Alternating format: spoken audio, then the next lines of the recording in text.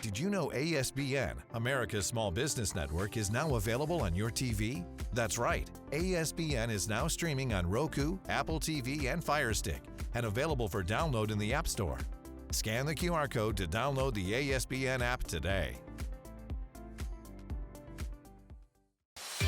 Thanks for joining us for another edition of The Small Business Show with Cheyenne Malone, exclusively on ASBN.com.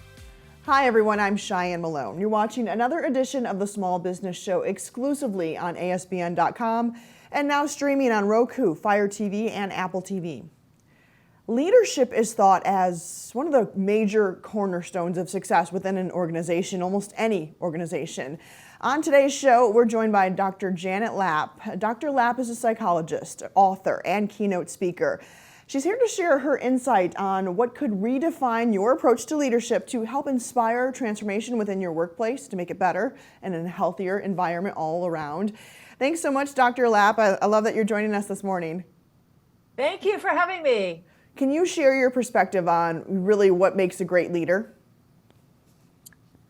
Wow, yeah. You know what? If you Google the term great leader, Shana, you'll get over 1 billion answers. And I asked ChatGPT actually the other day. I said, you know, maybe there are more insights that we have, and I had so many answers.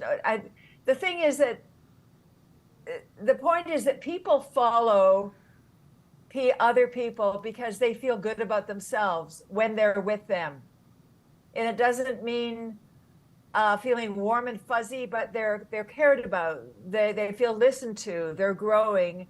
And they feel supported. So no matter what you look like, your education, the style of leadership you have, if it boils down to that sense that people have when they're with you, I think that's a great leader who gets it. And it's really tough to fake.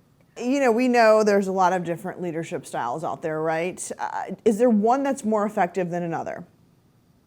I think that there's no one style.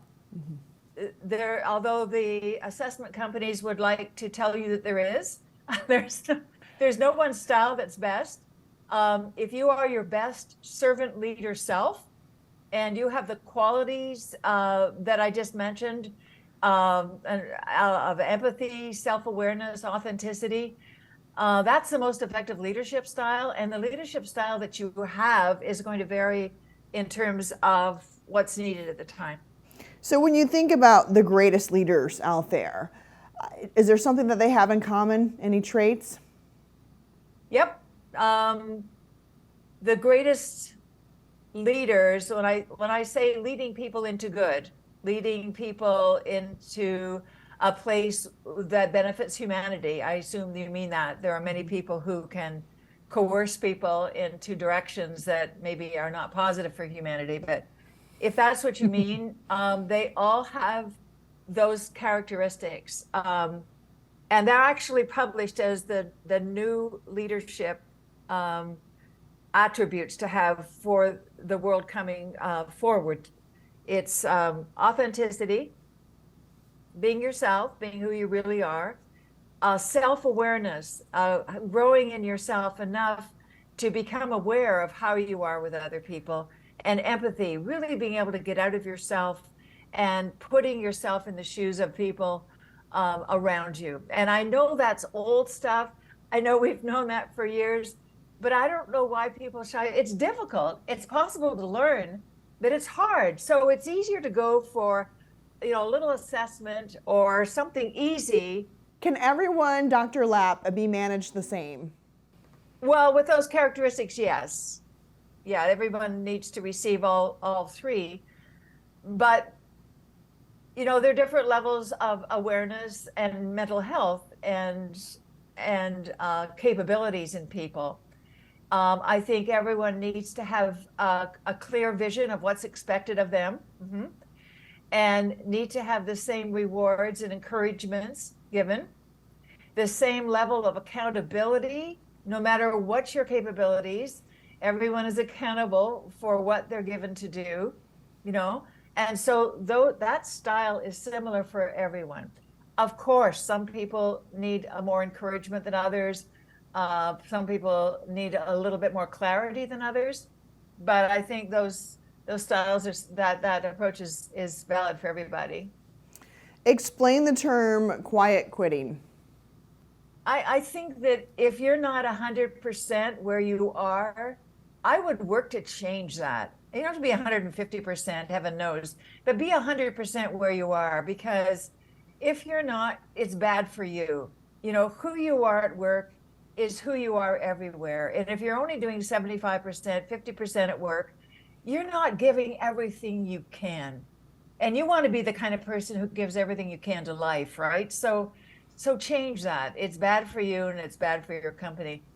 But I think in terms of dealing with quiet quitters or people who are slacking, I don't know what the term is, it takes us back to the old mechanistic view of leadership, you know, from the Industrial Revolution. And people are still trying to be leaders with a mechanistic approach.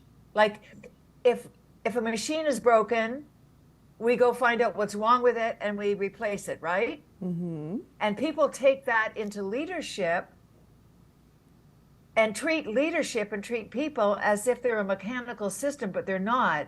It's a social system. And so looking at these people who are not performing, if we look at it from the old mechanistic view of leadership, we'll just say, well, they're not working out, let's get rid of them. But that doesn't handle the problem, does it? Because we're all in a social system. We're all connected. So I think what the leader needs to do is to find out, hey, what's going wrong with the system? There's something happening here that's not working. How do we fix the system? So it's a huge opportunity to correct the system and improve it. Dr. Janet Lapp, psychologist, author, and keynote speaker, thanks so much for joining us today. Thanks for having me. I appreciate it. And thank all of you for joining us today and watching the Small Business Show exclusively right here on ASBN.com and now streaming on Roku, Fire TV, and Apple TV. Thanks for joining us for another edition of The Small Business Show with Cheyenne Malone, exclusively on ASBN.com.